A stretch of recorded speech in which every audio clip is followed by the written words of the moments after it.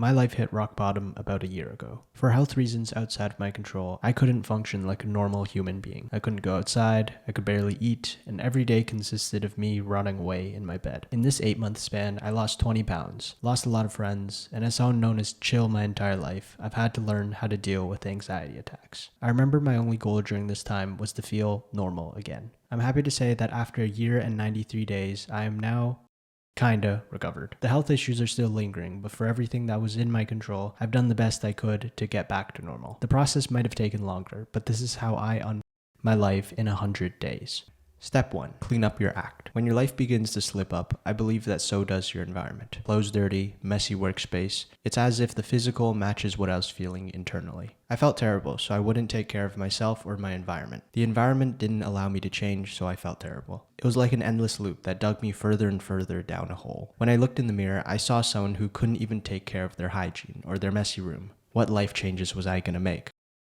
Not a lot at first, so I took it slow. I cleaned my room, then I cleaned my desk. I did my laundry, I took care of my hygiene. I got some new clothes. And guess what? After months of a rock bottom, I felt like I could change. Step 2. Lessen the screen usage. On average, my screen time was 11 to 13 hours. Consisted of watching movies I've already watched, scrolling through the endless social media, and visiting the same 4 to 5 websites over and over again. I didn't know how to improve my life, so I scrolled. When I got guilty, I would go to my desk to try and work, but I'd find some excuse to get back to my phone, then lose another hour. It was the first thing I touched when I woke up. It was the last thing I saw when I fell asleep. There would not be minutes in the day where I didn't have my phone on me. The turning point was when I realized I did not have a single original thought in my day. Every waking second was listening to podcasts, scrolling social media, or reading stuff online, so I knew I had to change. The first thing I did was get 2 phones. A crack phone, not that crack, not that one either, and a Kale phone. The crack phone had every distraction app known to man. The Kale phone only had access to messages and apps to help me live my life. The crack phone I used during my break, and the Kale phone was the one I carried with me. But since it had nothing on it,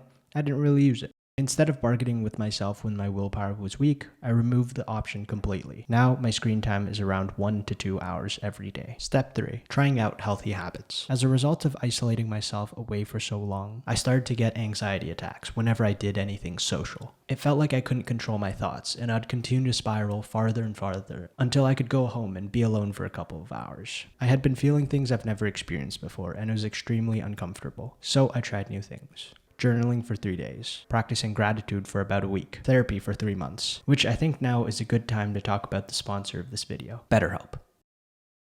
Just kidding, this video is not sponsored, but feel free to download the iOS app First 100 to track your habits for 100 days. Consistently going to the gym for 6 months, meditation for 9 months. Never in a million years did I think that I'd be the type of person to use therapy, but it's been an integral part of my growth overall as a person. I've experimented with a lot of things. I've cut out the things that haven't worked and worked ruthlessly on the things that have had a big impact on my own life. Step 4. Figure out what you want. I was starting to get my life back together, but I didn't have a direction that I was going in. If you ask me what were my goals, my answer was still the same. I just wanted to feel like a normal person again. So I spent my days learning about what I wanted out of life. Any book, article, or video on self-improvement, I scoured to find these 3 lessons. The first one being that there were only a few areas of my life that I really cared about. Relationships, fun, career, finances, and health. The second lesson I took was how to set goals. I set 2 goals for each area of my life, one being a ceiling goal and the other being a floor goal. The ceiling goal being the most ambitious goal that I would be excited to hit. The floor goal being the bare minimum that I was looking to achieve. This gave me a buffer between the two and helped me manage my expectations while working towards my goals as a person. Then came the last lesson. I used to set really big goals until I was constantly disappointed. So I started to focus on the input and not the output. Want to deepen relationships? Commit to 3 days of dedicated time in the week. You want to have fun? Spend time on hobbies every day. Want to lift 1,000 pounds? Go to the gym 5 times a week.